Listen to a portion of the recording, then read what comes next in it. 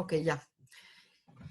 Quiero compartir con ustedes este concepto de la energía particular que permea las 3 semanas que van de el 17 de Tamuz al 9 de Av. Son exactamente 21 días y se considera que son es el momento energético más duro para el pueblo de Israel porque han acontecido cosas bastante malas y han acontecido cosas malas que no pueden ser coincidencia que hayan tenido un horario. Por lo tanto, siempre es muy importante entender que en el judaísmo el tema energético es como la palabra tiempo en hebreo, las fiestas o las cosas que suceden en el calendario, se llaman moadim. Y el moed no es fiesta, moed es un encuentro energético. Es una cita que tiene uno con el tiempo. Y lo que sucede es que esta energía se replantea cada año y en una manera se repite y en una manera cambia. Por eso la palabra Shana en hebreo es año y también es repetir y también es leshanot, que significa cambiar. Por lo tanto, es muy interesante que nosotros entendamos particularmente la energía que existe en estos 3 semanas, porque vamos a ser como yudokas espirituales. El judo es una disciplina oriental que tiene una peculiaridad que es muy diferente que otras artes marciales. Y lo que hace la persona en el judo es que la persona tiene que derribar al otro. Entonces, tú pensarías que el que más fuerza tiene la fuerza de derribar, pero no es así. El que gana en judo es el que usa la fuerza del otro y usa su fuerza para ser derribado, no la fuerza propia. Por lo tanto, creo que estas 3 semanas se prestan mucho para que nosotros entendamos una estrategia distinta, sin perder de vista cómo es la halajá estos 3 semanas, de cómo esta energía que se ve como una energía que normalmente es negativa, tenemos miedo de que acontezcan cosas malas, porque han acontecido cosas malas, se puede utilizar al contrario a nuestro favor.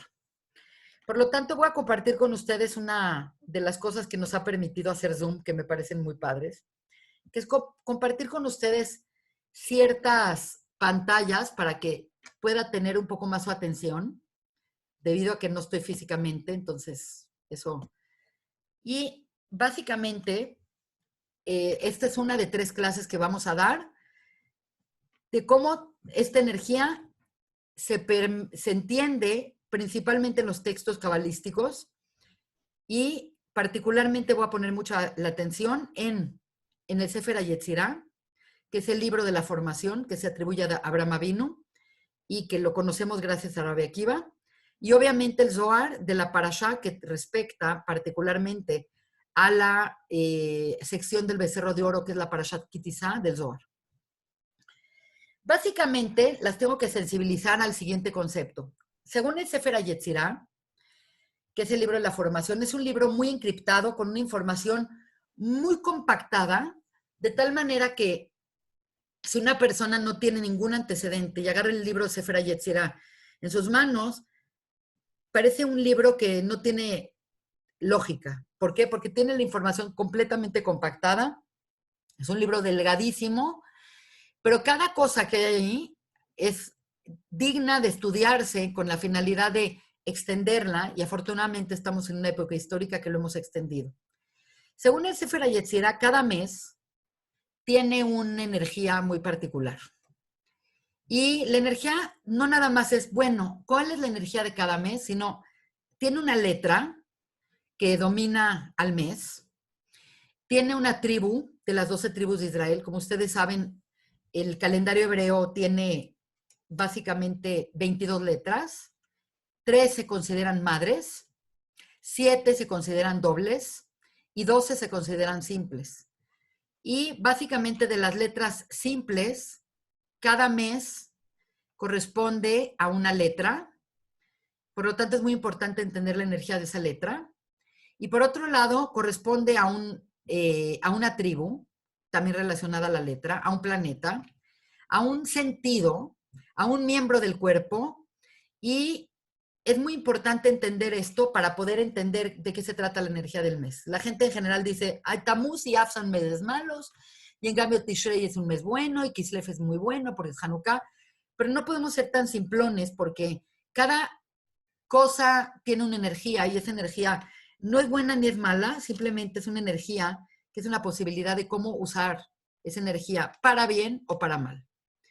Y por lo tanto, según el Sefer Yetzirah, vamos a hablar un poco de la letra Het, que es la letra que domina el mes de Tamuz. Y la letra Het es una letra que está compuesta de dos letras a la vez, de una Vav y de una Zain. Y es muy interesante porque los meses previos a el mes de Tamuz son Géminis, que es Sivan, es Zain, y Yar, que es Tauro, es Vav. Y esta es la mezcla que existe entre una letra con la otra. Quiere decir, es el proceder de la tercera letra después.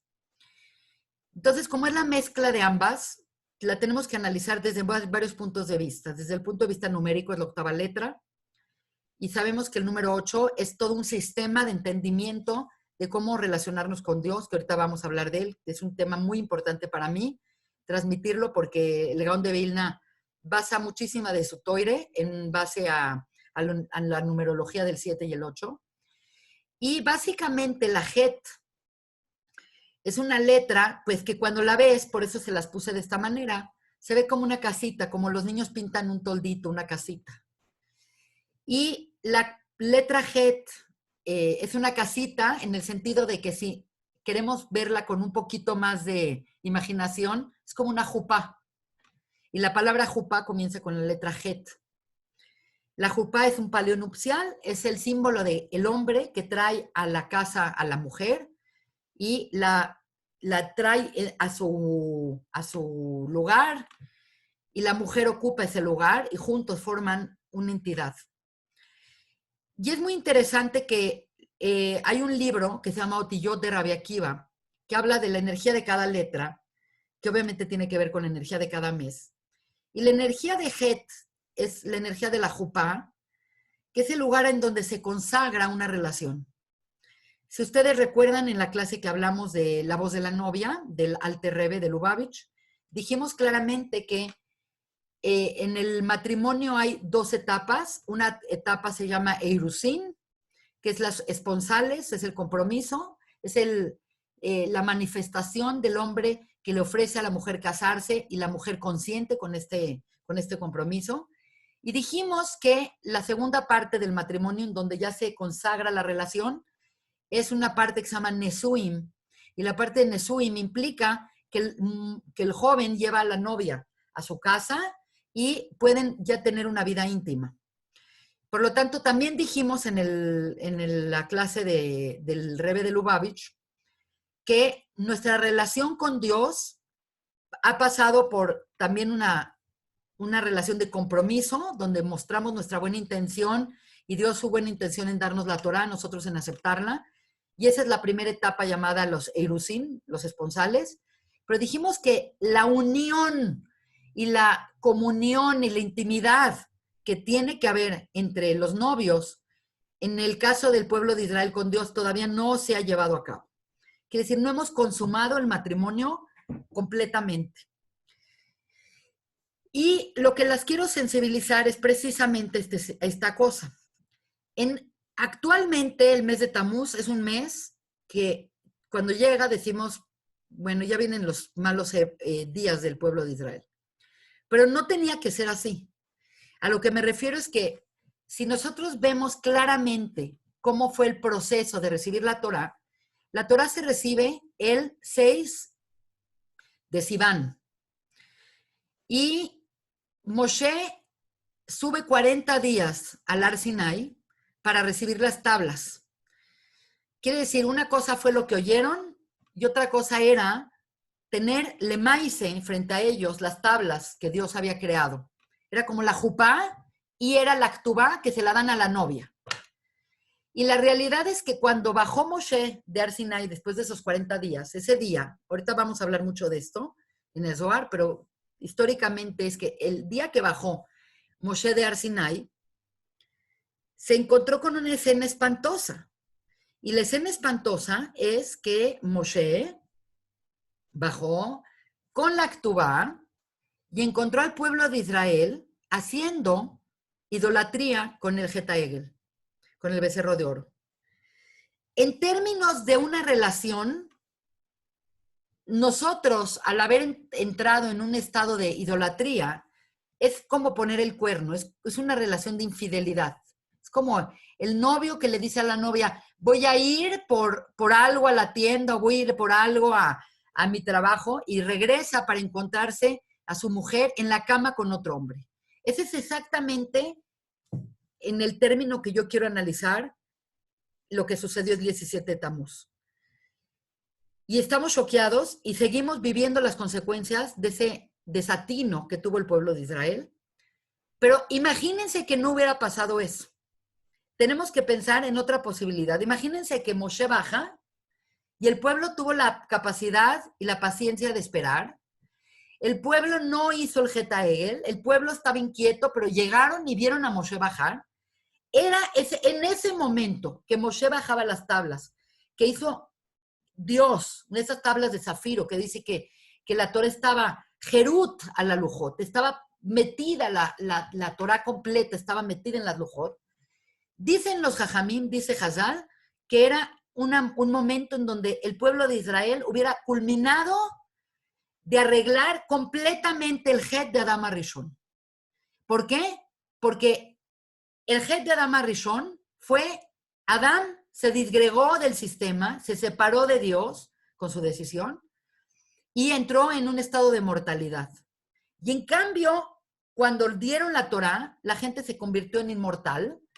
Y cuando Moshe bajaba ese mismo día, 17 de Tamuz, con las tablas, de no ser porque el pueblo se enfrascó en una idolatría, si hubieran tenido la paciencia de esperar, ese momento hubiera sido el Nesuim y hubiera sido el momento de una entrega incondicional y eterna donde se acabe la muerte y se acabe el problema de Adán y entremos en una nueva dimensión de relación con Dios. Por lo tanto, lo que tenemos que analizar no es lo que pasó. Lo que pasó, ahorita vamos a analizar qué pasó. Lo que podía haber sido era el momento más alto del calendario judío. Y por lo tanto, Tamuz es ahorita un mal mes, pero tiene el potencial de ser el mejor mes, porque era el mes en donde el pueblo hubiera consumado su relación íntima para siempre con Akadosh Baruj Hu. Por lo tanto, tenemos nunca que olvidar el potencial de ese momento. El potencial está ahí. El potencial está ahí y las acciones del hombre siempre son las que inhiben, hacen que el potencial se joda o se actualice. Por lo tanto, es muy interesante que la Torah nos habla de la jupá. Nosotros tenemos el antecedente para entender esta comunión, esta intimidad, esta relación de fidelidad, porque la verdad es que lo que nos hace diferentes a los esposos, de los amigos y de otras relaciones, es principalmente la cuestión sexual. Quiere decir, tú puedes casarte con tu marido por 1000 motivos y puedes tener la adoración por su intelecto, por su forma de ser, te gusta estar con él y platicar, pero lo que distingue esa relación de la relación que tienes con tus amigos de prepa o tu relación que tienes con algunos maestros, etcétera, etcétera, es la capacidad de relacionarte sexualmente, íntimamente, con tu cónyuge. Por lo tanto, nosotros no podemos ni siquiera imaginar lo que hubiera sido ese momento. Ese momento de intimidad con Akadosh Baruj Hu y de tener una relación de compenetración, hubiera sido tanto la compenetración que íbamos a tener con Dios, que era imposible que la hubiéramos vuelto a regar. Se hubiera compenetrado completamente con nosotros y no hubiera habido fuerza alguna que nos separe del deseo de estar pegados al Creador del mundo. Por lo tanto, es muy lindo hablar de la jupá, pero desgraciadamente estamos obligados a hablar de otras cosas.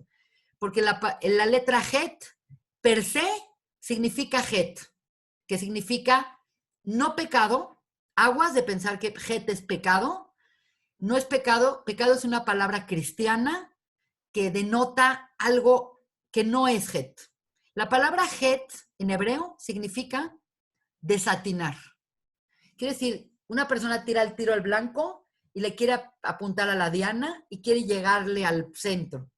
Y de repente tira su flecha y la flecha se va por allá. Un desatino, se fue para el otro lado. Lo que significa het en la Torá significa desconexión. Y lo que significa el het de Adam Rishon y lo que significa el het Aeger significa que el pueblo de Israel se desconectó de Dios y el pueblo de Israel, el Adam se desconectó de Dios en Gan Eden. Entonces habla de un asunto no con una connotación de pecado, sino más bien con una connotación de desconexión.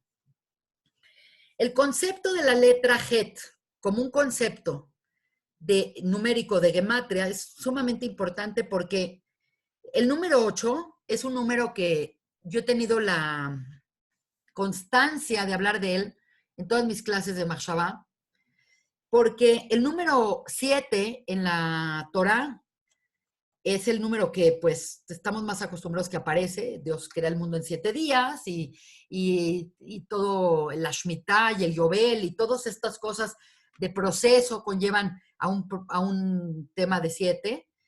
Y 7 siempre va a determinar en la Torá el concepto de Teba. La palabra Teba significa naturaleza. Quiere decir, Dios, con respecto a la creación y con respecto al mundo que reveló Dios, Dios es Teba. Cuando la gente ama la naturaleza y es como un ser que se compenetra con la naturaleza, inclusive dicen la madre naturaleza y el mundo natural, nosotros estamos, cuando decimos ese tipo de comentario de enaltecer ese número 7, es enaltecer la creación que reveló Dios al ser humano. Es lo que nosotros podemos percibir a través de nuestros sentidos y nuestro intelecto de manera normal.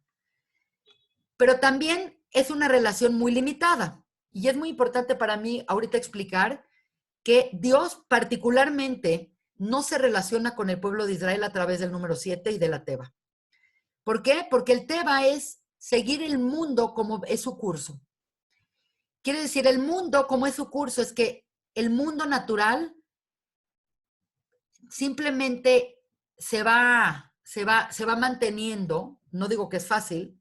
Las leyes naturales son leyes constantes que te permiten vivir en un mundo con ciertas cosas establecidas, pero el mundo natural nunca se va más allá de lo que fue creado. Por ejemplo, una vaca no puede decir un día, ¿sabes qué? El mundo necesita otro producto de mí y voy a cambiar y ya no voy a hacer leche, ahora voy a hacer, voy a producir soya o voy a producir petróleo. O una abeja no puede decir, ya no puedo, ya el mundo no necesita miel, ahora lo que va a necesitar es otro tipo de producto. El mundo natural no tiene forma de arreglarse. Lo único que puede hacer el mundo natural es estar como está. Y el hombre que se define por el número 7 se está definiendo por un límite impuesto por la propia naturaleza. El perfecto ejemplo de esto es que una persona que está impuesto y está metido en la naturaleza es una persona que no tiene control de sus instintos. ¿Por qué? Porque siento atracción por un animal, entonces me meto con un animal. Tengo atracción por alguien del mismo sexo, me meto con la persona del mismo sexo. Me atrae un hombre casado, pues me meto con un hombre casado. Se me antoja comer esto, pues lo como. Quiere decir, desde un punto de vista, la Torah no es natural. Y es muy importante que lo entendamos porque nosotros somos seres naturales y Dios nos está pidiendo que nos definamos como seres sobrenaturales. Y ese es hablar del número 8. Hablar del número 8 siempre va a ser Lemala Minateva. Si hay 7, lo que sigue para arriba es 8. Por eso precisamente el Brit Milá, del cual ahorita acabo de llegar, es poner una señal en el lugar más instintivo del ser humano, y particularmente del hombre, que es su sexualidad, y decirle, contrólate, cuate, contrólate. Quiere decir, la sexualidad debe ser encauzada, la persona tiene que tener sexo, la persona es una mitzvah tener sexualidad, pero bajo cierto marco. Y esa es limitante que se pone el ser humano con respecto a no definirse como 7 teba, sino por estar por encima del teba, es una apertura para llegar a aspectos de Dios que no son revelados. Y obviamente es la parte trascendente de Dios. Por lo tanto, el que una persona tenga una vida normal, natural, cuando quiere come, cuando quiere se mete con la persona, no ve nada de malo, no entra en el mundo de que es sí se puede y que no se puede, vive una persona normal, ya entró en ese mundo. Dios no quiere que nosotros seamos personas que se definan por eso. La diferencia entre el pueblo de Israel y las demás naciones, en términos muy generales, es que el pueblo de Israel exige constantemente un sistema para elevarte de tus instintos. Y por lo tanto, este tema del het es muy importante porque el problema es que cuando la persona está en el drive, en su propio drive, en sus propios instintos, sirviéndose a sí mismo, cae en cosas como los hetaim que hablaremos más adelante. Es muy interesante que hay una palabra muy rara. La primera vez que aparece la letra Het en el Breshit, en la Torá, es muy importante que sepan que siempre que aparece por primera vez algo en la Torá, determina qué es esa cosa. Entonces, siempre que haya la primera palabra que aparece en la Torá de lo que sea, le va a ser la definición ulterior de lo que es esa cosa. Y lo mismo se aplica a las letras. La primera vez que aparece una letra en la Torá, por la posición en la que está, en la palabra en la que está incorporada, determina algo muy importante. Y curiosamente, la primera vez que aparece la letra Het en la Torá es en la palabra merajefet. La palabra merajefet es cuando Dios dice, Berruach Elohim merajefet al pnei hamayim. El Espíritu de Dios flotaba sobre la faz del agua, del océano. Y la palabra merajefet en Kabbalah es una palabra tremenda. Es una palabra tremenda porque tiene muchas implicaciones de las cuales no puedo hablar el día de hoy porque me saldría de tema. Pero el concepto de merajefet que quiero manejar acá es un concepto muy general que Rashi lo trae, ni siquiera es el Zohar. Dice que es ese estado flotante en donde está el hombre y está en un estado flotante la presencia divina. ¿Por qué? Porque nosotros, los seres humanos, siempre estamos en una interfaz, tanto intelectual como mental, como emocional, en donde por un lado tenemos libre albedrío, podemos hacer lo que queramos, y por otro lado sabemos que hay una supervisión divina constante. Entonces, este estado intermedio entre yo hago lo que quiera, pero hay una supervisión, hay alguien arriba de mí, este estado que se genera entre yo y algo más encima de mí, es ese merajefet. La palabra merajefet es como flotar. Ahora, en el Zohar, la palabra merajefet es la primera vez que entendemos que Adán se fragmentó y la primera fragmentación de Adán, que era una unidad perfecta y que entró hasta volverse en 288 nitzotzot. De lo cual tendremos tiempo de hablar de eso porque tiene que ver con otros temas, pero lo quise mencionar. Ahora, vamos a hablar de Tamuz como con otros aspectos. La letra, ya vimos, tiene la letra Het, y por otro lado tiene la letra del Jupa, y tiene la letra del Merajefet, y tiene la letra del 8. Ya entendimos parte de ese elemento. Ahora, el Tamuz es el primero de los meses que se llama la Tkufá del verano, la época del verano. La diferencia entre las estaciones es la cantidad de luz que hay en cada estación. La estación que hay más luz, obviamente, la estación que tenemos más luz, que tenemos más hora sol, que Shabbat empieza más tarde, para que entiendan, y que termina más tarde, pues son los 3 meses del verano, que es la Tkufá del Kaitz. Y son los meses de Tamuz, Av y Elul. Y respectivamente son las tribus que estaban acampando en el sur. Es muy interesante en Kabbalah, no hay nada superfluo, los puntos cardinales son también fuentes de energía muy importantes. Y las tribus de Tamuz, Af y Elul son las tribus que estaban en el sur, que son las tribus de Rubén, de Shimón y de Gad. Por lo tanto, hoy que vamos a hablar de Tamuz, corresponde hablar de Rubén y saber que Rubén es el primogénito de Jacob con Lea. Y hay algo muy interesante y muy importante con Rubén. Independientemente de que su temperamento es muy notable en la Torá, hay muchas cosas que hablan de Rubén.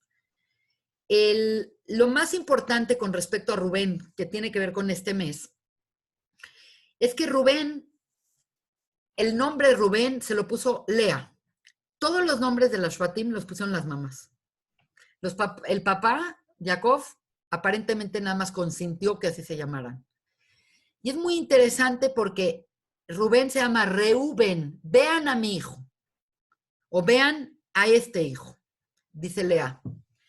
La connotación con la que está dada Rubén en la Torá es una connotación difícil de asimilar, porque Lea, como Lea no era la mujer que esperaba Jacob, porque Jacob trabajó para casarse con Rachel, el primer hijo de Jacob es el primogénito, y eso no hay duda alguna, es Rubén, y Lea le pone, ve Dios, que Dios vea cómo mi esposo no me quiere. Lo cual es tremendo, porque imagínate emocionalmente que este niño tiene ese nombre. Ve que este hijo, espero que Dios a través de este hijo vea cómo mi esposo no me quiere. Entonces, obviamente es algo que va a permear mucho la vida de Rubén, tratar de controlar el desamor que siente la mamá. También hay uno de los Mefarshim que dice, ve a este hijo que a pesar de que le quitaron la primogenitura, porque no acabó siendo el primogénito de Jacob, no reaccionó mal y lo aceptó para bien. También es loable verlo, pero es una realidad que Rubén y el mes de Tamuz es un mes para rectificar la visión, la vista. En hebreo, el ver es roé, el que ve. Por lo tanto, ¿qué es realmente lo que nos está indicando el mes de Tamuz? Lo que nos está indicando el mes de Tamuz es que la visión, a pesar de que nosotros sentimos que la visión es la neta del planeta, hay gente que te dice, pero yo lo vi, como diciendo, no hay duda alguna de lo que vi. Y la realidad es que para la Torá no es el sentido más exaltado y lejos de. Hay muchas veces que dice la Torá que uno ve lo que su corazón quiere. Quiere decir, por más de que sentimos que la vista es algo objetiva, la vista y uno pone la mirada muchas veces a lo que le conviene, lo que quiere, y es bastante manipulada la visión. Dice, Lota Turo, Jarei Levabejem, Jarei Nehem, no se vayan detrás de sus corazones, detrás de sus tabot. ¿Por qué? Porque tú ves lo que tú quieres ver. No es verdad que es un sentido muy objetivo. Y por lo tanto, la caída del mes de Tamuz es por la vista y también la rectificación es por la vista. Puse para ustedes un pasuk de la Torah muy importante porque de eso se va a tratar la clase. Espero poder avanzar bien en la clase. Y dice Hashem en los Aseret Adibrot, dice, mira que pongo delante de vosotros hoy la bendición y la maldición.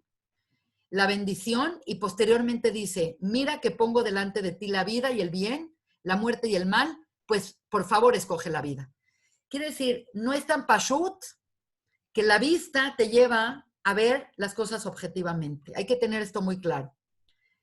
Lo menciono porque parte del problema que tuvo la generación con respecto al Zeta Egel es que ante la desesperación de que Moshe no bajaba, porque contaron los tiempos mal, ahorita vamos a hablar mucho del timing,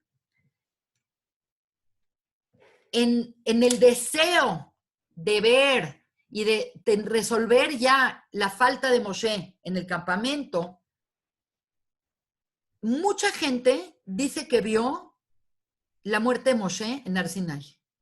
Quiere decir, algo que generó el Malahamabet o el instinto del mal o el Satán, como lo quieran llamar, es como una imagen, espejismo, no sé exactamente cómo definirla, en donde en vez de ver el humo o en vez de ver una nube de pronto en el Ar Sinai, la gente vio una escena y dijeron, ya murió Moshe. Como que vieron una nube, como cuando vemos nosotros una nube, y dices, ay, mira, veo un perrito, veo un elefante, veo esto. Pues aquí la gente se sugestionó y dijeron, miren, estamos viendo cómo Moshe está subiendo al cielo porque ya se murió.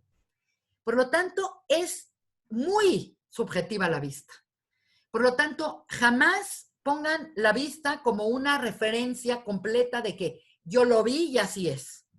Porque precisamente lo que nos está diciendo Dios es que vimos mal, entendimos mal y caímos. Y por lo tanto hay que cambiar la visión. El zodiaco del mes de Tamuz es Cáncer. También Cáncer viene de una palabra en hebreo que significa ver, que significa Seret. Sartán se escribe muy parecido a Seret. Seret hoy en día es como una película, que también tiene que ver con la vista. Y la realidad es que es un símbolo, el cangrejo es un símbolo dual, porque por un lado tiene un elemento de timidez y de pasividad. Los cangrejos son animales que salen y se retractan, y van para adelante y van para atrás, y van para enfrente y se esconden.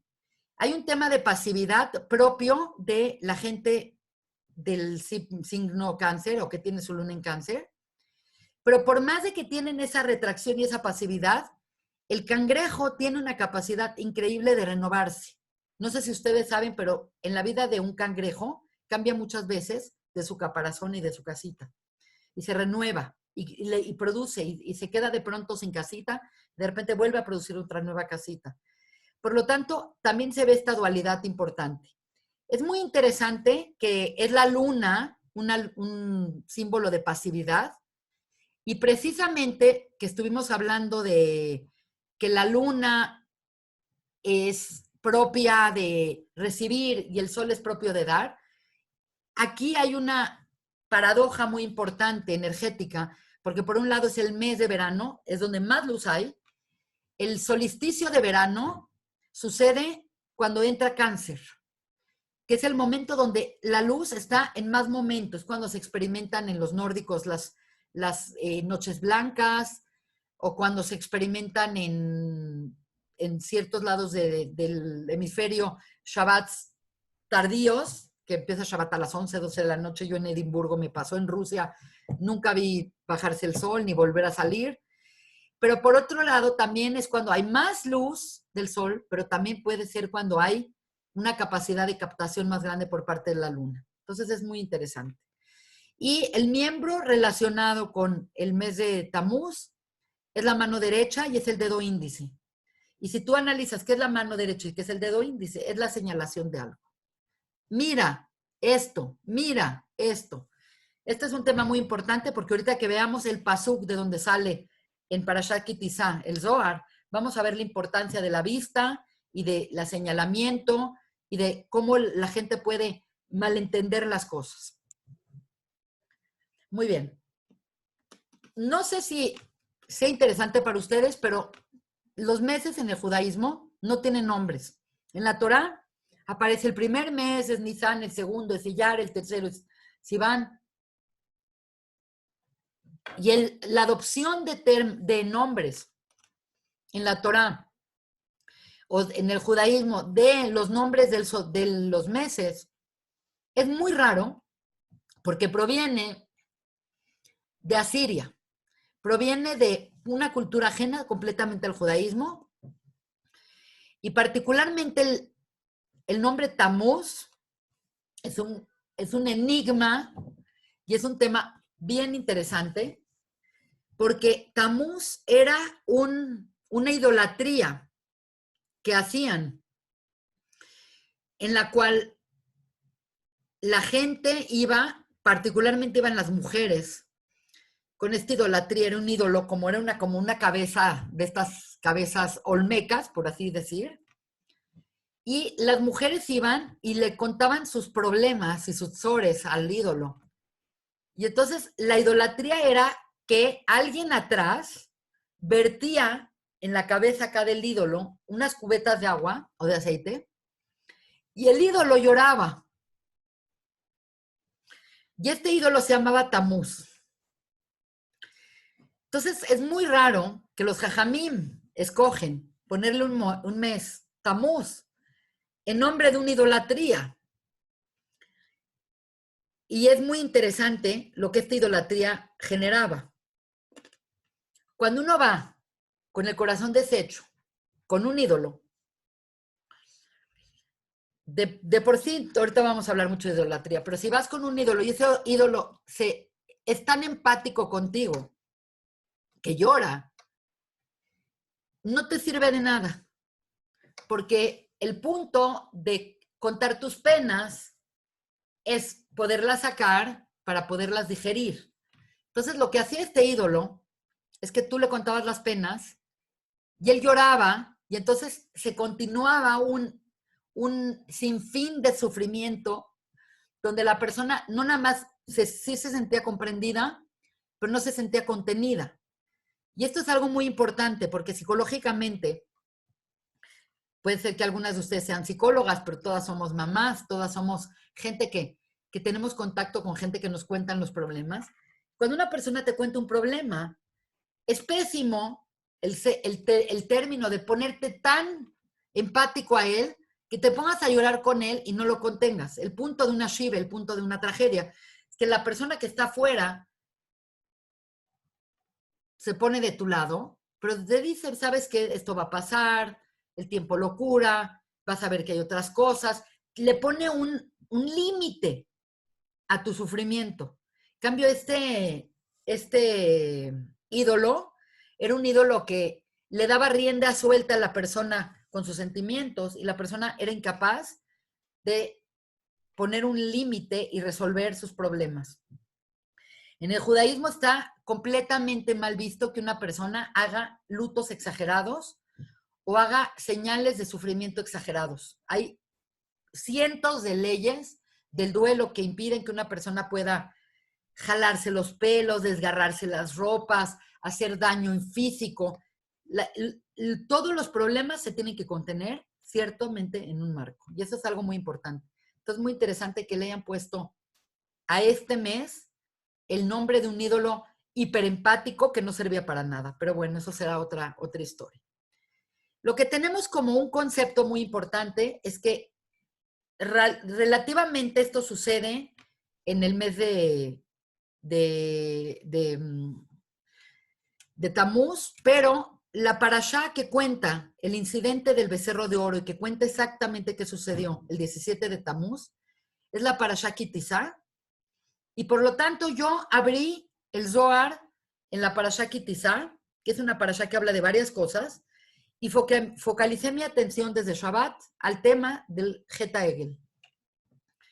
Y por lo tanto, pues en términos muy, muy generales, Moshe sube 40 días y como siempre, la gente lleva las cuentas del tiempo y del dinero relativas. No quiero hablar mal de nadie, pero la gente como que es muy subjetiva con algunas cosas, como, ¿se incluye el primer día o no se incluye el primer día? ¿Era a partir de hoy o a partir de mañana? Quiere decir, hay un problema de timing muy importante en esta parashá y vamos a poner particularmente nuestra atención en eso. Entonces, cuando Moshe sube, Moshe indica a la gente y le dice a Aarón, tú encárgate, deja un tipo de orden. La gente está completamente conmovida de haber recibido la Torá, está completamente ilusionada de esta revelación, que nunca en la vida se ha dado una revelación igual, y están esperando a Moshe. Por ahí del día 39, la gente dice, es que yo ya conté, y según mis cuentas, ya pasó 40 días, y por lo tanto esa figura que nos sacó de Egipto, esa figura que nos abrió, que trajo las plagas, esa figura que abrió el mar, esa figura que nos sacó y que nos trajo la Torá, desapareció. Y por lo tanto, entra una neurosis, una histeria por parte de la gente. Y cuando Moshe viene bajando, el pueblo ya está organizado, presionan a Aarón para que Aarón resuelva las cosas. Aarón no sabe qué hacer. Aarón quiere ganar tiempo y pues dice, bueno, vamos a ver, tráiganme oro, tráiganme cosas, como que está dándole chance a que Moshe baje. Y en el interín, la turba se vuelve muy violenta y llega un momento donde se vuelve tan violenta que a los opositores los empiezan a matar. Y el hecho es que Miriam tiene un hijo que se llama Hur, un sobrino de Moshe, un sobrino de Aarón, que se opone a que se haga cualquier cosa idólatra y lo matan. Por lo tanto, hay acá un tema muy importante que para cuando bajó Moshe, el pueblo ya está organizado sirviendo un ídolo que era un becerro de oro. Hay muchas preguntas que hacernos y obviamente nosotros leemos en esta parashá que bajó Moshe y al ver esto, agarró Moshe las tablas, las levanta y las azota. El Zohar no dice eso, el Zohar dice que se cayeron por su propio peso. Y viene Moshe y ve que esto desembocó en un caos terrible, que empieza a ver como una plaga, la gente se va a empezar a morir, y Moshe tiene que poner un límite a esta locura que se desata, y Dios le dice, ¿sabes qué, Moshe? Vamos a hacer algo. Olvídate de este pueblo, voy a hacer un pueblo de ti mismo. Quiere decir, ellos los saqué ya, que mueran en el desierto, que se vuelvan como un pueblo más de la tierra, pero debido a que tú eres tan especial para mí, yo voy a empezar de ti como empecé con Adán, como empecé con Noah, una nueva era. Y Moshe, a pesar de que está muy molesto con el pueblo de Israel, le dice, bórrame de tu libro, si no, perdonas a este pueblo. Esto es un tema muy interesante porque el Zohar HaKadosh nos dice claramente que Moshe es una reencarnación de algún fragmento de Noah. Y cuando Dios le dijo a Noah que se salvara a él y su familia, Noah dijo, ok, y no peleó por los demás. Por lo tanto, el tikkun de Moshe, como Noah, es pelear por todos los demás, cosa que lo hizo y obviamente es el tikkun perfecto de Noah que hace Moshe. En este momento me es muy importante, aunque no sepan perfecto hebreo, que traten de ver conmigo, hay un segundo, el texto, porque es muy interesante. Este es el texto de la Torá. Es que quiero borrar algo que estoy viendo. ¿Qué es esto? Bueno, ya no importa. El texto es un texto muy interesante y hoy vamos a hacer lo que podamos. Dice así, Vaira'am ki boshesh Moshe. Y el pueblo vio que boshesh Moshe. La palabra boshesh en hebreo significa, está traducida como, el pueblo vio que tardó Moshe. Tardó Moshe, quiere decir, él dijo 40 días y empezaron a decir, seguro murió. Seguro subió y no llevaba comida, no estaba preparado, no hemos sabido nada de ese Moshe. Tenemos que pensar en la mente de gente que tiene la mente concreta, acostumbrada a ver ídolos. Esta gente que salió de Mitzrayim, en Egipto eran idólatras, y de repente tienen que creer en Moshe y tienen que creer en un Dios transparente, en un Dios imaginativo. Entonces, cuando vieron la revelación, cuando vieron el mar, cuando vieron estos milagros, creían, pero cada vez que veían una dificultad, esta gente no creía. Por eso es muy importante que nosotros entendamos que la fe basada en milagros es pésima. Porque la fe basada en milagros es, si hay milagros, creo, y si no hay milagros, no creo. Y si está esa persona ahí, sí existe, y si no está, quiere decir que no existe. Por lo tanto, una fe basada en milagros es conocida en el judaísmo como una fe inmadura y una fe defectuosa. Entonces, es muy interesante porque la palabra que usa la Torá para decir que tardó Moshe es la palabra boshesh. Ahorita vamos a hablar mucho de eso. Y tardó Moshe. Entonces, la gente se une. La palabra unión viene de Vayaquel. Vayaquel se congrega la gente. Se congrega la gente con Aarón. Vayaquel Am el Aarón. Vayombro el Af. Ose lanu Elohim. Van la gente, dice, tardó Moshe, se congregan como una turba molesta con Aarón y le dicen, ya tardó tu hermano, vamos a hacernos lanu, vamos a hacer para nosotros Elohim. Asher yelhu lefaneinu, para que vayan frente a nosotros. Porque este Moshe, esta persona Moshe, que nos sacó de Egipto, es que estoy viendo una cosa que no quiero ver, perdón. Es que hay algo que se me metió, ya lo bajé, ya. Porque este señor, Kizé Moshe, Aish Asher, Teleinu Meretz Mitzrayim, este señor que nos sacó de la tierra de Israel, Lo Yadanu Ma'ayalo, no sabemos qué le pasó. Entonces, es muy importante que en este contexto vean estas palabras que yo señalé en color naranja, son las palabras que el Zohar tiene mucho que hablar de ellas. La palabra Boshesh, la palabra Elohim y la palabra Lo Yadanu. Si quieren más adelante regresamos al texto, ¿ok?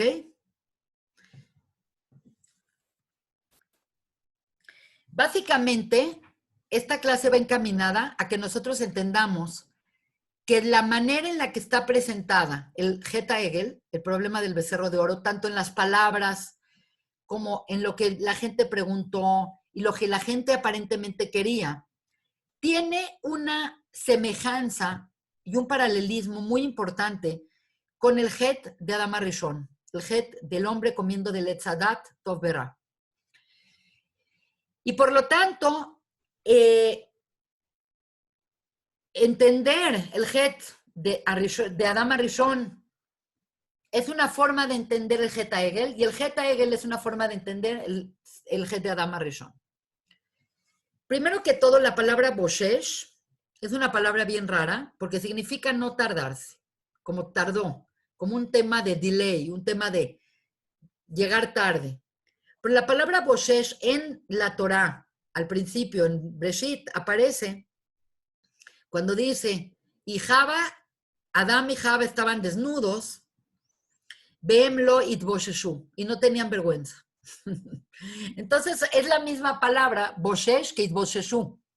Entonces, los quiero sensibilizar a algo muy importante del lenguaje, porque entonces nosotros, cuando leemos, la serpiente era la más arum de todas las bestias del jardín.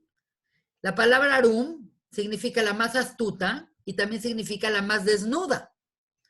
La brajá de la mañana decimos, hablamos de nosotros como que nos viste a los arumim, a los desnudos. Entonces hay un tema acá que aparentemente entendemos de una forma en el texto y aparentemente el texto también nos está dando otras señales. Entonces cuando la Torá dice que Moshe tardó y que la gente estaba desesperada, quiere decir que la gente no tuvieron paciencia. Quiere decir que el problema que hubo en el Geta Hegel fue un problema del tiempo. Del tiempo. Si hubieran esperado, no hubiera habido el problema. Entonces, tienen ahí un problema con el tiempo. Y lo increíble de todo es que cuando es la narración de Adán y de Java en el jardín, dice, Ema Yuarumim, estaban desnudos, Behemlo y Tvosheshu, no tuvieron pena. Y decimos, no se avergonzaban. Entonces, ¿existe una relación entre el Boshesh y el Itbosheshu? Pregunta el Zohar. Y obviamente, pues claro que sí, porque si nosotros tomamos en cuenta un Peirush que explica el Gaón de Vilna sobre el Etzadat, entendemos que el problema del hombre de haber comido del Etzadat es que no se esperó para comérselo. Es un poco como el concepto de comer algo antes de tiempo, comer algo crudo o comerse el pastel antes de algo. Quiere decir, nosotros cuando vemos la narración de Bereshit, de cuando Dios le dice, Adán, de todos los árboles del jardín debes de comer y te debes de abstener de un árbol, es tanta nuestra forma jodida de pensar de toda la humanidad, que cuando yo le pregunto a la gente, ¿qué dijo Dios a Adán en Gan Eden? La gente dice que no coma del árbol. Quiere decir, nosotros tenemos nuestra mente conectados para pensar en negativo, pero no es eso. La Torah no dice eso. La Torah dice, Dios le dijo a Adán, de todos los árboles come, excepto del Etz Hadat Tov Berra, no comas. Y esto es algo muy importante que la verdad me interesa decírselos, porque esto es muy importante que lo entendamos profundamente. La Torah no le dijo al hombre que no coma del árbol, le dijo que coma de todo, menos de ese árbol. Pero todo el mundo entendemos que lo que dijo Dios es no comas del árbol.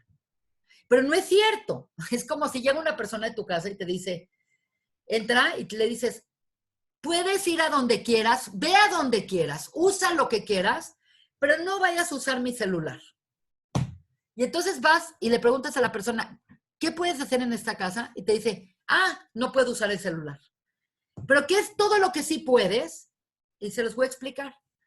La primera cosa que le dijo Dios a Adán Rishon es que comiera de todo. Y si el hombre hubiera comido de todo, entonces no se le hubiera antojado comer lo que no debe de comer.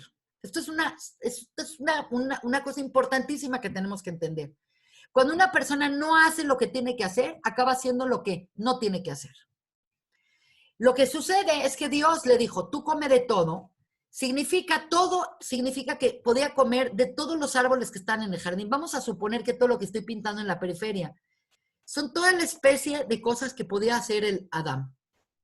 Él podía hacer todo esto. No nada más podía, le dice, come, es una orden, come de todo. Y como tiene que el hombre tener su libre albedrío, tiene que tener algo que no pueda hacer, porque si puedes hacer todo, entonces no tienes libre albedrío. Por lo tanto, le dice, come de todo. Esa es la uno, es come todo. Y en la número 2 dice, menos del Etz Hadat. Sabemos que todo es todo. Por lo tanto, es muy interesante porque parte del todo, hay un árbol ahí que había, que se llamaba el Etz Haim. Entonces, lo que estoy tratando de decirles es que si el hombre le hace caso a Dios y come de todo, hubiera comido antes del Etz Haim y después hubiera comido del Etz Hadat. Por lo tanto, dice el Gaón de Vilna, y dicen muchos Perushim, pero particularmente el Gaón de Vilna y Rav Chaim Volozhin, dicen claramente una cosa increíble. Dicen, la persona tenía que comer de todo, tenía que haber comido de todos los árboles, incluyendo el Etz Haim. Y una vez que hubiera comido de todo, le hubiera sido permitido comer del Etz Hadat. Por lo tanto, el problema de Adán, si lo queremos parafrasear de esta manera, el problema del Etz Haim, del Etz Hadat, fue que comió primero del Etz Hadat y después comió del Etz Haim. Y esto significa algo en Machshava muy importante. El Etz Haim es el árbol de la vida. El Etz Haim es el árbol de la eternidad. El Etz Haim es el árbol de la conexión. Es el árbol de la sabiduría. Y después el hombre hubiera podido comer del Etz Hadat, que es el árbol del conocimiento y de la experiencia. Por lo tanto, lo que el Adán hizo en este momento es invertir el orden de las cosas. Primero comió de la experiencia y después quiere comer del Etz Haim. Por eso dice, ahora no vaya a ser que el hombre estreche la mano y coma del Etz Haim y se quede en este estado eternamente con un defecto de desconexión eternamente. Por lo tanto, la necesidad de sacar a Adán de este lugar lo tienen que proteger de que esto no se convierta en un problema eterno y que nada más se vuelva temporal, y por eso el hombre tiene que venir a este mundo a morir, porque todos tenemos que pasar primero. Pero ¿cuál fue el problema? El problema fue un problema de timing. Y por eso la palabra Boshesh es tan importante. La palabra Boshesh denota que no se esperó, que entró en contacto con algo fuera de tiempo. Y exactamente es la misma palabra que usa el Geta Egel para hablar de Moshe. Kiboshesh Moshe, que Moshe se esperó. Entonces, la gente, el problema que tuvo la gente es que nos esperaron.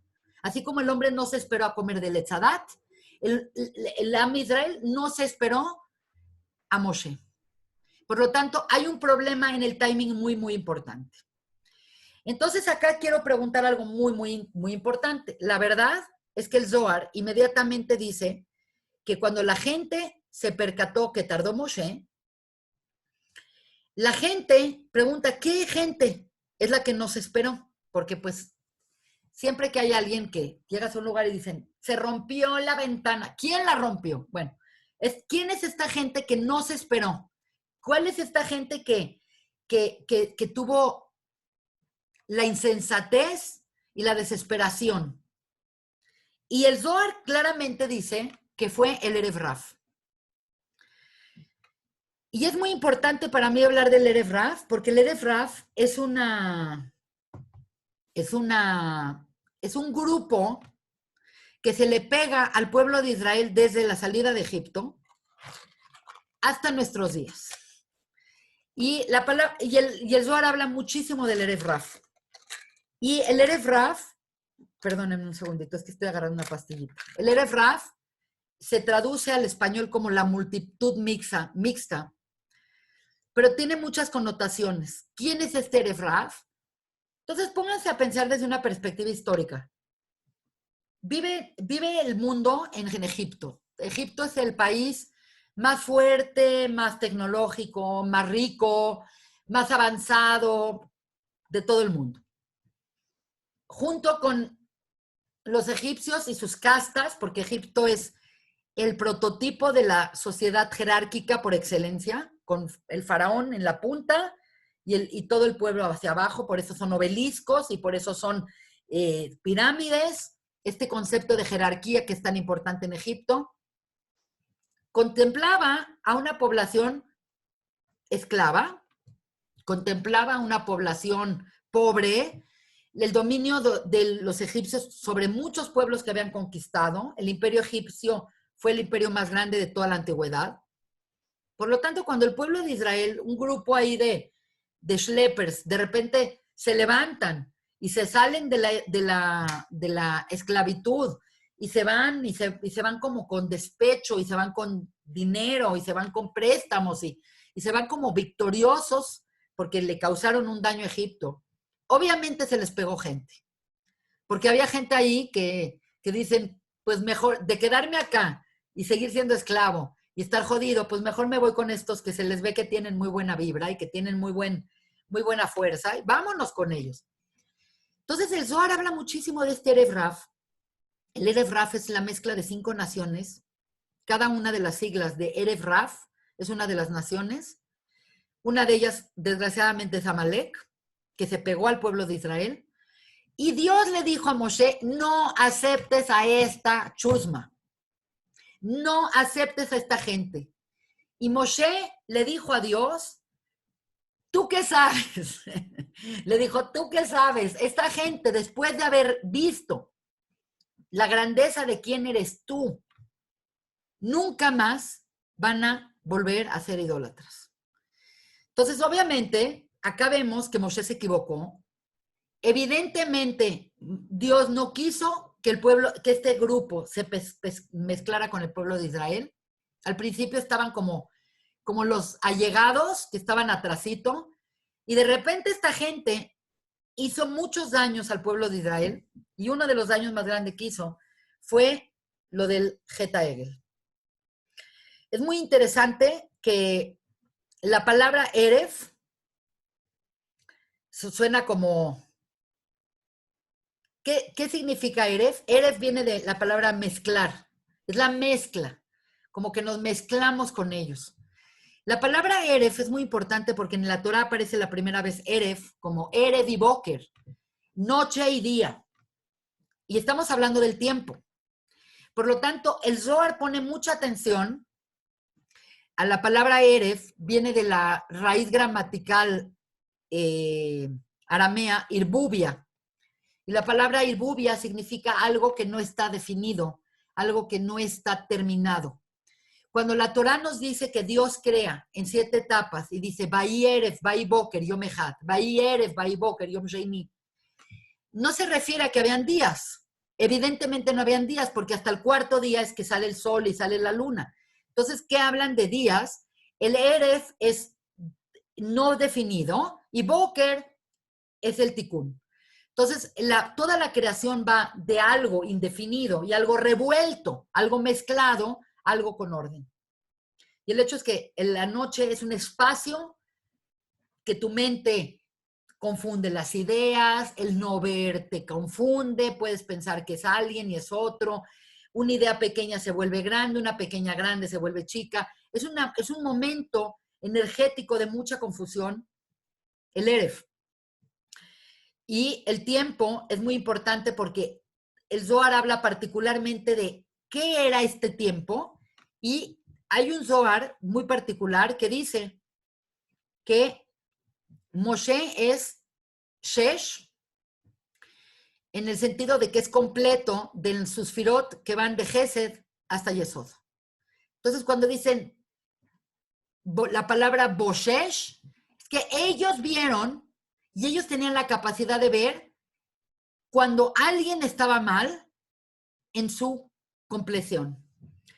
Esto quiero que quede muy claro, porque es un concepto que es importante. Los seres humanos, todos los seres humanos tenemos un árbol de la vida interno, y nuestro árbol interno, por lo menos la parte revelada de nuestro árbol interno, como ustedes saben, todo lo revelado, consta de 7 partes.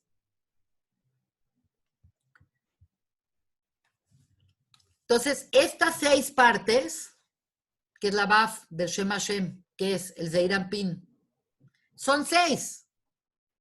Entonces, cuando dice Bo Shesh, el Zohar dice que ellos sabían cuando una persona traía mal o traía una desconexión en sus 6 sefirot que van de Gesed a Yesod. Y particularmente, aparentemente, eran gente que estaban viendo la vulnerabilidad. Tú sabes que cada persona tiene una vulnerabilidad, todos tenemos un tendón de Aquiles, todos tenemos un lado vulnerable. Eran descendientes de gente que sabían ver la vulnerabilidad y dónde encajar su veneno y sus cosas para hacer daño.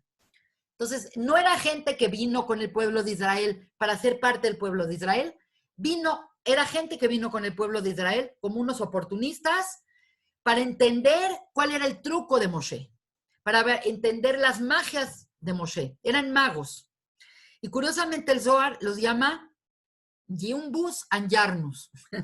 Les tiene nombres y dice que son los descendientes directos de Bilam y de Labán.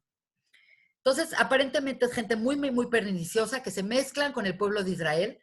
Y aquí viene el tema, con eso yo me quedaría tranquila. Se llamaban Yumbrus and Janus, los jefes de esta secta del Erev Raf. El problema de esta secta es que se metieron en el pueblo de Israel y siguen siendo parte del pueblo de Israel. Y aunque ya pasaron 3.500 años desde Matán Torah, cuando tú te topas con un judío que dices, de verdad es una porquería, es probable que venga del Erev Raf, porque dices, no reconozco que un yehudí pueda hacer así. Y es parte del Erev Raf. Y hay mucho que habla de esto, el Gaón de Vilna, que es fascinante para mí. Pero a mí lo que más me llama la atención de todo este relato es esto. Vayumbru Elaf. Haznos un Elohim que camine frente a nosotros. Y dice, una vez que piden, Aarón no sabe qué hacer. Este problema del Geta Egel es un problema con Aarón también. Porque Aarón trató de contener, trató de ganar tiempo, pero al final de cuentas, el que pidió el oro y el que convocó que la gente donara su oro y quisieran esto y quisieran el otro, fue bajo la supervisión de Aarón. Obviamente Aarón pudo haber dicho, aquí no hay esto y acá, aunque nos matemos a cuchillo, no va a haber idolatría, que quizás es lo que tuvo que hacer. Pero lo que tenemos que entender es que la midá de Aarón es la midá de Hod. Y nosotros dijimos en el curso que tuvimos de la Sefirot que Hod es empatía. Entonces, acá viene el tema de la empatía con el tamuz que dijimos del ídolo. La empatía es muy buena porque reconoces la grandeza de cada persona y reconoces los problemas de cada persona. Pero cuando la empatía se vuelve excesiva, el desbalance de la empatía, la clipá de Hod, es la codependencia. Es ver que se hace algo frente a tus narices y no lo puedes detener. Por eso Tamuz era un ídolo que empatizaba contigo, pero lloraba igual que tú y por lo tanto no te servía de nada porque no te ponía un límite a tu dolor. Al contrario, te profundizaba más tu dolor. Entonces, cuando llegó la gente a pedirle a Aarón, es muy importante acá mencionar, de que Aarón quiso ganar tiempo y dijo, mira, estos seguros son unos muertos de hambre porque son gente que salieron sin nada y no van a querer dar su oro. Entonces, la primera cosa que ellos dijeron es, pídanle oro a sus hijos y a sus esposas. Y aquí hay algo muy, muy importante, que las mujeres no quisieron participar. Las mujeres dijeron, esto es mío, mi arete es mío, no voy a participar. Entonces, Hazal dice, ¿por qué las mujeres no quisieron participar? ¿Acaso fue por codiciosas? ¿Acaso fue por codas? ¿O por algún motivo? Hazbe Shalom. Las mujeres no quisieron participar porque las mujeres, dijimos en clases pasadas, que las mujeres con la consecuencia de tener que tener un reloj interno y tener que esperar la menstruación y el embarazo y el parto y todo este tema de la internalización del tiempo hizo que las mujeres hicieran el tikún del tiempo y los hombres no. Por lo tanto, el Geta Egel fue una desgracia de los hombres. Las mujeres estamos libres del problema del Geta Egel. Las mujeres teníamos tiempo de esperar, porque como una mujer tiene que esperar 9 meses para ser mamá y tiene que esperar no sé cuántos años para que sus hijos se vean como lo que ella soñó, la mujer tiene internalizado el problema del tiempo y no tienen el problema del boshesh. Y en cambio los hombres tienen un problema muy severo de boshesh. Por lo tanto, agarraron los hombres y curiosamente empezaron a hacer convocar a otros hombres y dicen que los hombres se quitaron sus aretes de oro de los oídos. Aparentemente se usaba mucho, era muy común el piercing. Y es muy interesante que tenían aretes en el oído porque no es una moda. El que alguien use un arete en el oído, y particularmente los hombres, tiene que ver mucho con el tema del Eved Ivri, del esclavo hebreo. Porque una persona podía adquirir un esclavo hebreo, una persona podía venderse como un esclavo hebreo, pero la persona tenía, cada vez que era la Shemitah o era el Yobel, tenía que salir libre. Y nada más aquellos que se querían quedar como esclavos por su moto propio, se tenían que hacer en el dintel de la puerta un hoyito y se ponían arete. Entonces es muy interesante que el oro que sacan es el oro de sus orejas, porque hay un concepto de que fuimos esclavos en Mitzrayim y dejamos la esclavitud para volvernos esclavos de Dios, para volvernos Eved Hashem, y por lo tanto el haber dado estos aretes a la divinidad y a la idolatría significa que vendieron su fidelidad de Eved Hashem a otro ser.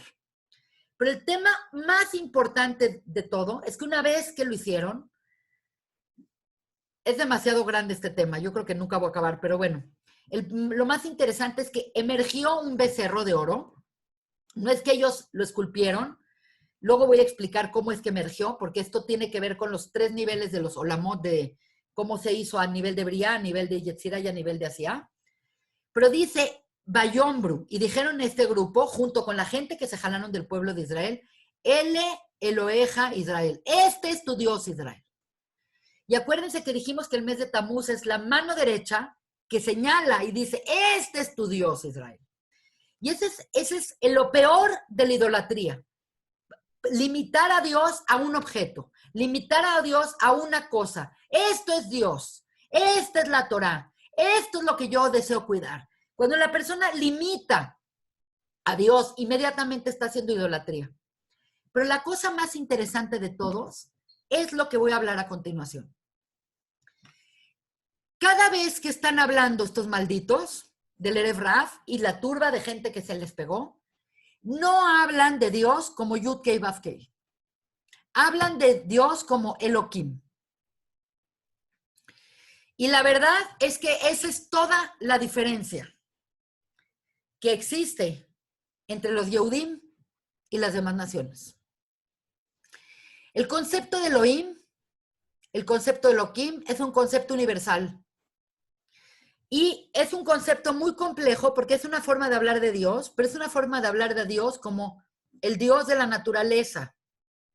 La palabra Elohim en principio es una palabra plural. Elohim, cuando Dios dice no tengan dioses ajenos, dice no tengan Elohim ajerim. ¿Qué significa Elohim? Elohim es las fuerzas de la naturaleza, es las huestes celestiales que manejan este mundo. Obviamente porque Dios quiere. Pero la gente puede relacionarse con el concepto de Elohim muy fácilmente, porque es el Dios de la naturaleza. La palabra Elohim tiene la misma gematria de la palabra Hateva. Y dijimos que Elohim, y lo voy a poner en una pantalla para que quede mamash claro, porque si entendemos eso en esta clase va a ser suficiente. La palabra Elohim tiene 86. Y la palabra Hateva, que significa natural, también tiene 86. ¿Y qué dijimos? Dijimos claramente que el mundo puede percibir lo revelado de Dios sin ningún problema. Abre tu ventana, ve los pajaritos, ve las flores, ve una piña, ve esto, ve el otro, ve el ADN. No es nada complicado ver a Dios como el creador de la naturaleza. Entonces, el número 7 es un número universal, por eso son las Sheva Mitzvot de Noach, las 7 leyes de Noach, en las que sostienen a todo el mundo. Son 7 porque son lo que hace que el mundo se mantenga. Pero dijimos claramente que la relación que Dios quiere con el mundo no es una relación de cuiden mi mundo, manténganlo y gamarnu. Nosotros, los seres humanos, tenemos que tomar otro tipo de relación con Dios. Y esto es lo que todo el tiempo Rav Sachs habla como el covenantal relationship. El covenantal relationship es que Dios no quiere que nos definamos por 7, por seres naturales. Dios quiere que estemos, como dijo el Gaón de Vilna y el Maral de Praga, lemala minateva, por arriba de la naturaleza. Y para poder acceder al punto de arriba, la persona tiene que tener muchísima disciplina y tiene que tener una relación única con Dios. No puede jugar con la divinidad en plural. Por eso se hablan de Elohim Ajerim, usan la misma palabra Elohim. No es lo mismo la relación de Elohim con la relación que hay de Yud Kei Vav Kei. Yud Kei Vav Kei es 8. Es Brit. Es covenantal relationship. Es partners. Es sociedad. Es elevar las cosas a un nivel más alto. Es soportar decir no a la comida, a algunas cosas. Soportar decir no a una relación prohibida. Soportar tener límites. Encauzar tu energía para descubrir lo trascendente. 8 es trascendente y 7 es inmanente. Como ustedes saben, hay aspectos de Dios que son Yud, Kei, Vav, Kei. Vav, Kei es 7. Cuando la persona se eleva a la Hei de acá, está en 8. Este concepto es esencial porque cuando el Erev Rav está pidiendo algo, está pidiendo algo que señala con su mano y está pidiendo algo tangible, algo que surge de lo natural. No estaban pidiendo un sustituto a Dios, estaban pidiendo un sustituto a Moshe. Pero el problema no es que ellos pidieron un sustituto a Moshe, ellos pusieron un sustituto a Moshe. Ellos pusieron tangible qué es lo que ellos quieren servir. Ese es el problema más grande que uno tiene con la idolatría. El problema de la idolatría es que te limita tu relación a un estatus de Hashem muy bajo. Y por eso ellos dicen, muéstranos, Eile lo que es Israel. Este es tu Dios, Israel. Ya, te limito a esto. Esto es tu Dios, Israel. Entonces, hay una cosa muy, muy interesante que quiero que vean hasta el final, que dice, y vio a Aarón, después de que pasó esto, y esto hizo que el mundo no se destruyera. Porque dice, y vio a Aarón, y hizo un misbeach, y dice, Vaikra Aarón, Vayamor, Hak Lashem Mahar. Mañana vamos a hacer un hak para Yudkei Vavkei. Esta frase salvó al mundo, porque regresar para el pueblo judío a una relación de Elohim no hubiera servido nada, ni sacarlos de Mitzrayim, ni abrirles el mar, ni darles la Torah. Porque la relación que tiene el pueblo de Israel con Dios, a partir de Moshe, es a través de Yud-Kei Vav-Kei. Por eso el faraón dice, ¿quién es Yud-Kei Vav-Kei? Que yo no lo conozco. Yo tengo muchos dioses. En mi panteón de dioses no hay un Yud-Kei Vav-Kei. Y entonces viene Yud-Kei Vav-Kei y dijo, van a ver quién soy yo. Entonces hay una ganancia a partir de Moshe, en donde Dios se manifiesta como Yud-Kei Vav-Kei y no puede haber vuelta atrás. Cuando nosotros recibimos la Torah, no vimos Elohim, vimos a Yud-Kei Vav-Kei. Cuando hicimos Naseh Ben Ishma, es Yud-Kei Vav-Kei. El Am Israel no se relaciona con Dios, excepto que con Yud-Kei Vav-Kei, que significa la capacidad del hombre de ver lo que ve, más lo trascendente, lo que no ve. La verdad es que esta clase va a tener que continuar porque falta afinar aspectos de cómo se relaciona el Zeta Egel con el Etzadat, pero lo que yo quería que vieran es que lo que hay en este tiempo es un potencial gigante de rectificación. Quiere decir, a donde más luz, oscuridad hay, la luz se ve más. Se ve más la luz en un cuarto oscuro que en pleno día. Por lo tanto, al adentrarnos en estos meses de energía de Esaf, de estos meses donde hay una energía complicada, el mal manejo nuestro es lo que hizo que la energía se complicara. Por lo tanto, sigue existiendo el potencial de rectificación y sigue existiendo el potencial de que no nada más no son malas épocas, que van a ser las mejores épocas. La cúspide del mal llega en Tisha B'Av, el 9 de Av, que es así como una locura de expresión de lo mal que puede irle al pueblo de Israel. Y por otro lado, sabemos, y la tradición nos dice claramente, que Mesías nace el 9 de Av. Entonces, es absolutamente una energía que se puede virar completamente para bien. Por lo tanto, es una época que la Torah no nos dice que estemos jodidos y que estemos mal, simplemente nos dice que minimicemos la felicidad. No dice que no tengamos felicidad, se pueden hacer brises, se pueden hacer shaves, se puede comer carne en shaves, se pueden hacer muchas cosas, pero así como en Purim dice Marvin Besimha, aumentamos la simha, aquí no te dice que te tienes que joder, acá lo que te dice es que lo que tienes que hacer es bajarle un poco la intensidad a la felicidad. ¿Por qué bajarle la felicidad? Porque nosotros tenemos que entender cómo manejar esta energía. Y la energía que tenemos que entender es cómo nosotros le podemos dar una lectura buena y reposicionar cosas que nos pasan malas en nuestra vida y posicionarlas para bien. Acuérdense que no puede haber muy bien que mientras el mal el bien no pase por el mal. Por lo tanto, el hecho de haber caído y que la entrega de la Torá se frustrara de la manera que se frustró, no significa que es irremediable. Quiere decir que es la misma energía que pudo haber sido la energía de nuestro tikkun completo, también sigue estando presente y lo vamos a poder lograr en nuestras vidas, Bezrat Hashem. Esta fue la primera clase. La clase que entra vamos a poner mucho más atención en el relato bíblico, porque curiosamente la palabra clave que usa el Erev Raf es queremos saber, y dicen la palabra dat, queremos saber qué pasó con Moshe. Entonces, las palabras no son superfluas, y menos en la Torah. Entonces, no podemos ver que ahí hay dat, y aquí hay dat, el etzadat.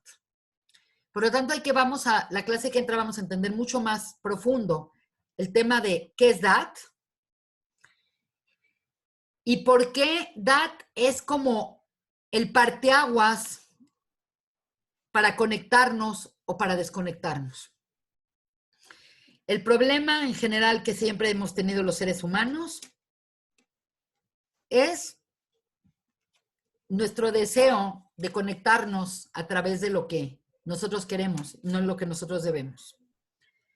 Y pues es de cada uno de nosotros trabajar cómo está su conexión, pero una vez que hubo revelación, la gente no puede fingir que no sabe qué se espera de él.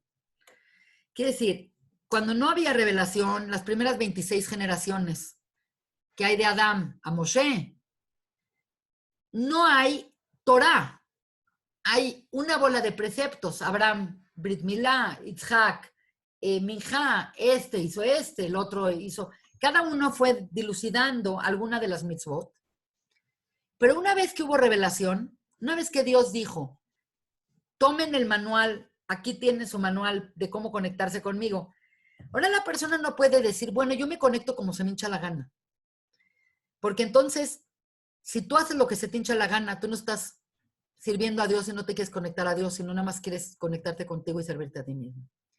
Y ese es el principio general de la idolatría. La idolatría no es servir a otros dioses. No existen otros dioses. Es servirte a ti mismo. Es servirte tus propias proyecciones. Es servir lo que tú quieres servir. Es un asunto de autoproyección. Siempre la idolatría es un problema de autoproyección. Y este es un momento que tenemos nosotros todos que recapitulizar, porque mientras este problema no se haya curado, quiere decir que no hemos hecho las cosas bien y somos responsables. Cada generación que no llega a Mesías es una generación que falló en este tema de cómo conectarse. Entonces, pues es una época de mucha reflexión, es la época de preparación para la renovación que viene en Tishrei, y por lo tanto, es como la persona que se va y hace un autoanálisis y se aclara a sí mismo dónde está parado con respecto a lo que Dios quiere. Por lo tanto, pues es una época que puede ser utilizada para muchísimo crecimiento. No se trata de torturarse ni nada, simplemente de reflexionar y ver dónde estás tú con respecto a la voluntad divina. Y ahí, en esa línea delgada, entre lo que tú quieres y lo que quiere Dios, está conectarte o está caer en idolatría. Espero que les haya gustado, que no les haya parecido muy denso. Fuimos un poco al texto, un poco al Zohar, y pues ahora abro el foro para que me pregunten lo que gusten, si es que me quieren preguntar algo, sin pena. Anet. Sí. Yo tengo una pregunta. Sí. Hablaste de Elohim y de Yud-Kei Vav-Kei, y el nombre de Hashem de Adonai, ¿en dónde queda en esto? Lo que pasa es que el nombre de Ado tiene que ver con Yud-Kei Vav-Kei en esta dimensión. Quiere decir, es la forma de invocar a Hashem en esta dimensión, porque nunca decimos el Yud-Kei Vav-Kei. Uh-huh. Entonces, cuando vemos los nombres en el árbol de la vida plasmados, nosotros le llamamos a Yud-Kei Vav-Kei. En esta dimensión de Olam Asiá, le llamamos Hashem. Ado. Entonces, ese es el nombre. Y es la cosa más importante que tiene que hacer un Yehudí en su vida, es traer el nombre de Adoshem lo más que pueda a su vida. En todo. Tú sabes que hueles una flor, puedes decir una braja. Tomas un vasito de agua, puedes decir una braja. Vas a pichar y sales del baño, puedes decir una braja. El mundo que vivimos es un mundo donde la presencia divina está velada por la naturaleza, que para muchos la naturaleza es como independiente. Entonces, cuando una persona trae esa conciencia a su vida diaria, a lo más típico, que es pichar, lavarse las manos, comer, oler, y traes ese nombre a la vida, estás haciendo de las cosas más importantes que venimos a hacer, que es traer el nombre de Hashem a este mundo donde para mucha gente es desconocido. Y ese es el Kiddush Hashem más grande que puede hacer un Yehudí, que salga de su boca todo el día el nombre de Dios. Hay gente que dice, ya no te soporto con tus brajot, pero la verdad es una forma de conectar todo con el Creador. Y ese es el nombre. Por eso hay que siempre usarlo en contexto de una acción que traiga a Dios al mundo. Okay. Gracias. ¿Cómo estamos las demás? ¿Quieren preguntarme algo por escrito o preguntas abiertas? La clase que entra vamos a hablar mucho más del tema de idolatría y vamos a hablar, porque el Zohar también habla curiosamente de Enosh. Y Enosh fue el que empezó a desviar. Quiere decir, el mundo entero ha tenido como desviaciones. Entonces, si nosotros podemos entender cómo Adán, que vio a Dios y que hablaba con Dios, y que sabía, no tenía que imaginarse que Dios existía. Para él lo vio, él hablaba con él. ¿Cómo llegó la humanidad a perderse en el camino? El camino a la idolatría es un camino que tenemos que recalcar, que está mucho en los Midrashim y está en el Zohar, particularmente el Zohar habla mucho de esto, porque el camino a la idolatría es un camino con una sutileza. No es que la persona un día agarra y dice, ¡ay, este es mi Dios! No, no, no. Es un camino muy sutil de ir cambiando, cambiando, cambiando, hasta que de repente la persona cae y de repente una persona puede estar frente a ti y ser un perfecto idólatra. Es lo más delicado. ¿Idólatra quiere decir que cree en otra cosa? Idólatra es creer en cualquier cosa que exista entre tú y Dios. Mi pregunta es, después de tanto que vieron el pueblo, sí, después del Mar Rojo, después de todo lo que pasó, sí, nada más pasaron 40 días. Sí. ¿Y ya cayeron tan rápido? Así es. Mira, o sea, la persona ve algo en su vida, un milagro chico, ya de por vida ya se le queda grabado. Mira, hay muchos rabanim que dicen que la generación o la fe basada en milagros es una fe terrible. Porque es como los niños de kinder, que los llevan al kinder y no ven a su mamá y piensan que ya no existe la mamá o que ya la mamá se murió o que la mamá ya no va a regresar. Por eso cuando tú tienes un niño chiquito, tú puedes jugar escondidillas así. ¿Dónde está mami? Aquí está mami. Entonces tú dices, ¿cómo no sabe que ahí está mami? Así estaba el pueblo de Israel. El pueblo de Israel vio a Dios con tanta claridad cuando fue Yam Suf, dice el Midrash, que ni siquiera ver la carroza divina de Yehezkel, que fue la visión de la Merkabá, se puede comparar con lo que vio una Shifra cuando se partió el mar. Entonces, ¿cómo esta gente no logró introyectar y no creer en Dios? Era una inmadurez. Tú ahorita, no porque no estás con tu mamá no existe. O no, inclusive hay gente que muere y la sigues teniendo presente en tu vida y no tiene que estar. Hay figuras, la figura de Dios, la figura de Moshe, son figuras que nunca ves a Dios.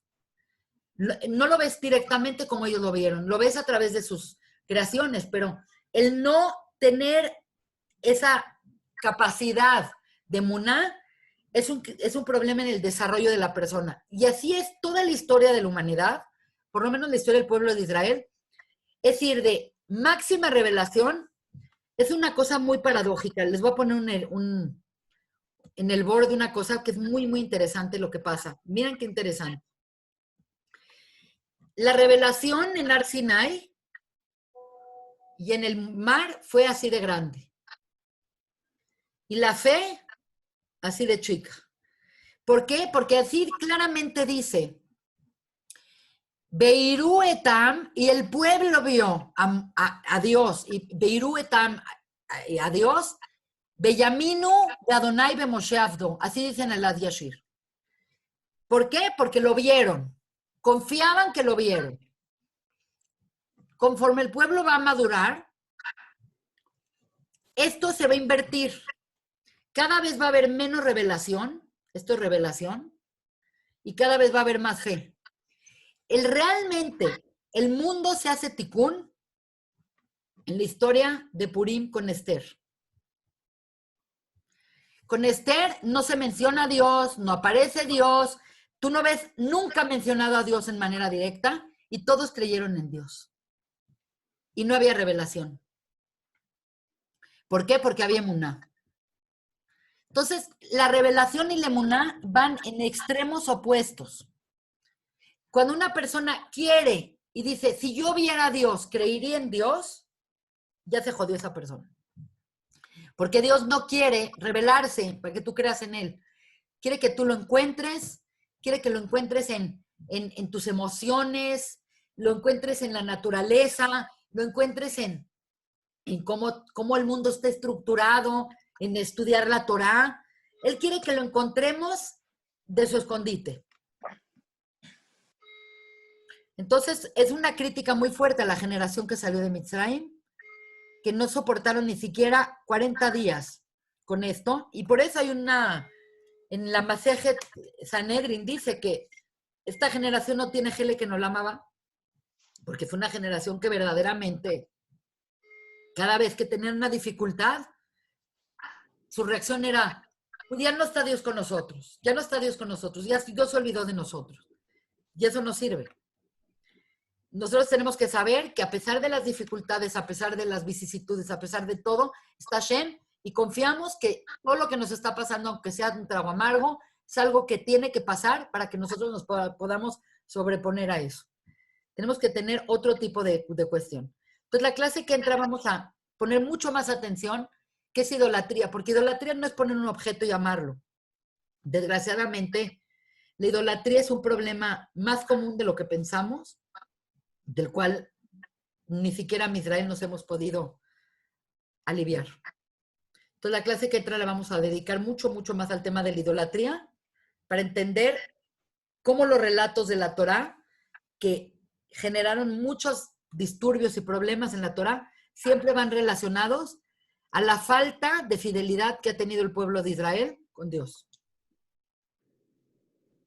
Lo que me queda en duda Sí. es esos 3 semanas, las 3 semanas que estamos viviendo, ¿es a raíz del ídolo? ¿Por Sí. eso? Sí, eso inauguró le dio fuerza. Quiere decir, siempre hay un balance entre la fuerza del bien y la fuerza del mal. Y si algo no se define por bien, como dijimos en una clase, el espacio nunca queda vacío. Donde hay potencial es donde también hay más yetzer hará. Entonces, en el momento que ese potencial se pierde, las fuerzas del mal invaden. Es como, desgraciadamente, cuando alguien está vivo, tiene todo. Cuando una persona muere, el mal le invade y lo acaba. Cuando este potencial tan grande de recibir la Torah y volverse el Tikkun de Adam Rishon y volverse eternos, se cayó, eso creó un vacío, y ese vacío no se queda vacío, se queda lleno de otra fuerza. Y como no se pudo permear de la fuerza del bien, se permeó de la fuerza del mal. Por lo tanto, toda la fuerza que hay en estas 3 semanas es la caída del potencial que tuvo el Am Israel de volverse eterno, y por lo tanto se llenó de ese mal. Entonces, lo que tenemos que hacer es desplazar a ese mal y darle la vuelta para que se vuelva bien, que está en nuestras manos hacerlo. pero pues aparentemente nos ha llevado mucho tiempo porque el problema de la idolatría es un problema muy, muy, muy severo del yo interno, del ego personal. Entonces, la clase que entra vamos a definir en primera instancia qué es idolatría, para que salgamos de dudas y pensar que idolatría es servir a un ídolo. No, la idolatría se va cambiando, va mutando de apariencias, y la idolatría es, hoy en día, el servicio a ti mismo.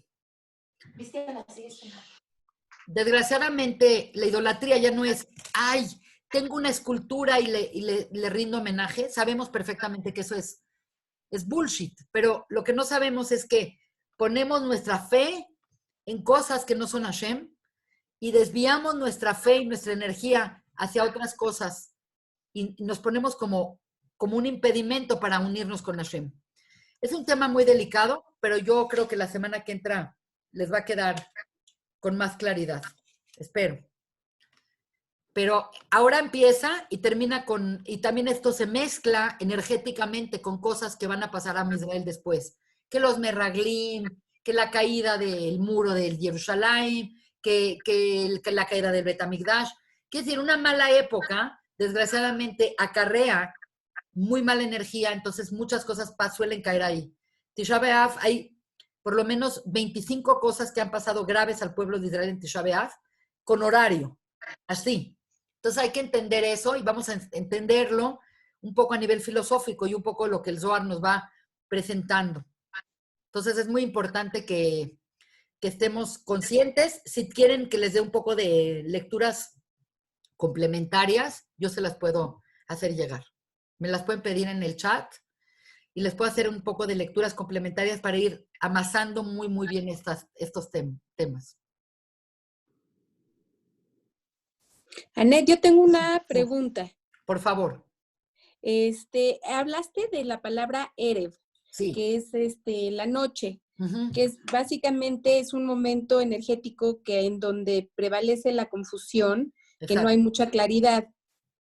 Entonces, cuando uno está entendiendo que en estos momentos donde, a pesar de que fue creado, ¿no? Que fue la noche y fue el día, precisamente es un momento, podemos llamarle que en estas semanas hay un momento de confusión, que no hay tanta claridad, pero que por el momento precisamente del Egel en el que se vivió y que primeramente Dios cuando venga Mashiach se va a tornar al revés, porque esta oscuridad o esta confusión es lo que prepara para que haya demasiada luz. Así es, exactamente es así.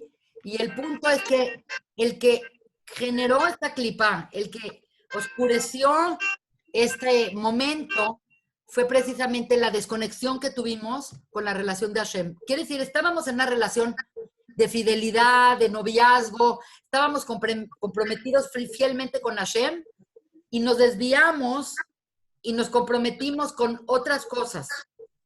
Y desgraciadamente, de estar conectado y de estar iluminado, se nos oscureció nuestro entorno. Pero hay una cosa muy interesante y es muy importante que entendamos que las mujeres tenemos ahí un trabajo mucho más profundo. Por eso yo sigo insistiendo que es a través de las mujeres que va a venir la Geulá. Porque estamos mucho más cercanas a la periferia y podemos jalar esa luz de una manera distinta que la que han jalado los hombres a través de las mitzvot propias del hombre. Por lo tanto, es una época muy, muy importante para que la mujer se una en cantos, en tehilim, en tfilot, en cosas, para hacer esta circundancia y poder adquirir esta luz y jalar esta luz. Porque va a ser un esfuerzo no mágico de Mashiach. Mashiach no llega y dice, se acabó el problema. Mashiach es el producto de una conciencia global. Entonces tiene que haber primero la conciencia y luego el Mashiach. El problema no es que no ha llegado el Mashiach, el problema es que no hemos merecido la llegada del Mashiach. El Mashiach, hay un Mashiach bueno para cada generación. Cada generación tiene un Mashiach bueno. Estamos en un... Gracias. Sí. Así que bueno, no sé si tengan alguna duda más. Son temas interesantísimos. Yo sí quiero volver a oír la clase si no las puedes mandar. Sí, ahorita que cuelgue, la formateo en un mensaje de YouTube y la mando al grupo. Gracias. Muy bien. Les mando besos a todas. Igualmente, gracias por todo. Hay que tener ahorita un contacto muy importante con nuestro yo interno y saber cómo conectarnos de la manera correcta con Hashem. Les mando besos. Gracias.